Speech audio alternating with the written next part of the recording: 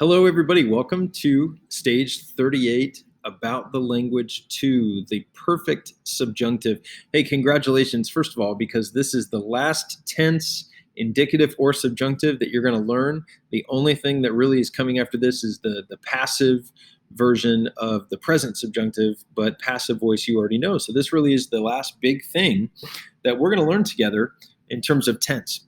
And the nice thing is that it looks like another tense that we already know. So this is hopefully going to be kind of quick. All right.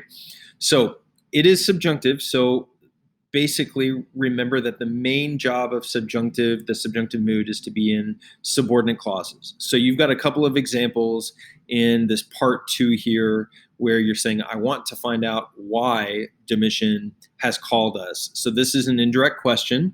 And so because this is an indirect question, we need the subjunctive mood.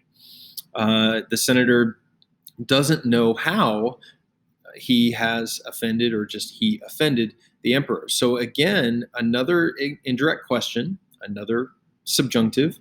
And because we need to say something in the perfect, we have a perfect version of the subjunctive. Now, I wonder if you can remember what other indicative tense erit looks like. The third principal part plus erit. I wonder if you remember which indicative tense that looks exactly alike. Okay, hopefully you said the future perfect indicative, and this looks almost exactly like the future perfect indicative. So I'm going to skip down here to the form. So let's look at number 4 here. In fact, I'm going to blow it up a little bit. All right. So we can see the perfect subjunctive. Now, let's not worry about this. We're not really concerned about that comparison. We have the third principal part, so porto, portare, portavi. Now, remember, this makes sense because remember the third principal part is usually the V form or whatever else it is, but that is the perfect active system. So we're talking perfect, pluperfect, future perfect, active. For the subjunctive, we're doing what we do in Latin and in English, believe it or not, is we're taking a base, in this case, the third principal part, so portavi, portav, and we're adding a form of the verb to be to it. So think about it in English. You could say, I carry, or you can say, I am, there's your verb to be, carrying. I was carrying. I have carried, and we use versions of have and has and all of that kind of stuff too. But in Latin, it's simpler because we just use versions of the verb to be. Okay, so this is it. So this is the third principal part, portav, plus erim, eris, erit, erimus, eritus, erint. Now, if those look a little bit strange, maybe this will help. What we're doing actually is we're adding sim. Let's see if I can get there we go. Sim, and then cease, sit, simus, situs, sint, which is the present subjunctive of the verb to be. And so here, maybe I can better here, sim, cease, sit, simus, situs, and sint.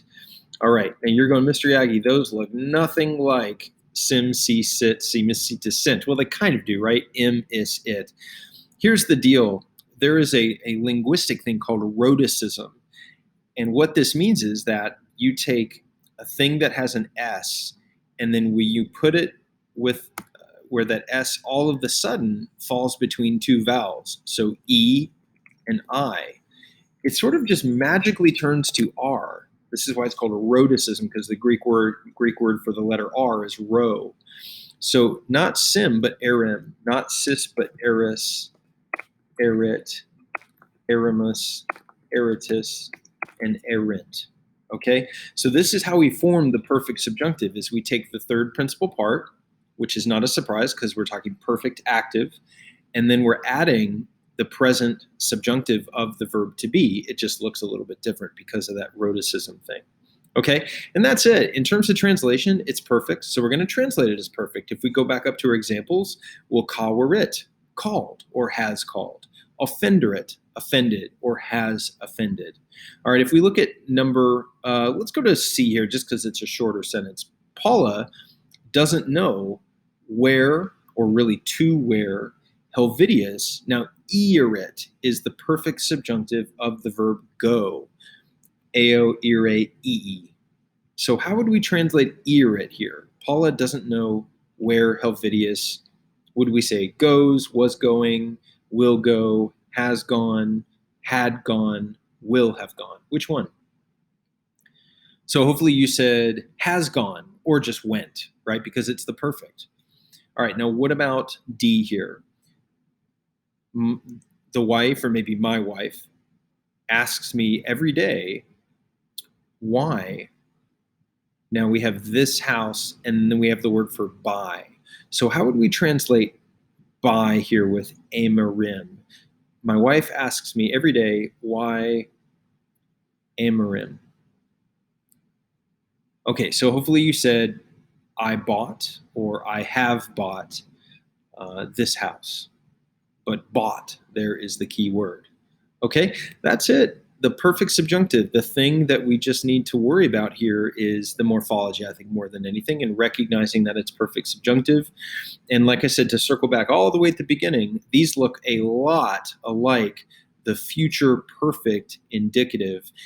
And the only exception there is the erim, because the future perfect version would be ero. So porta wero, porta weris, porta werit, etc.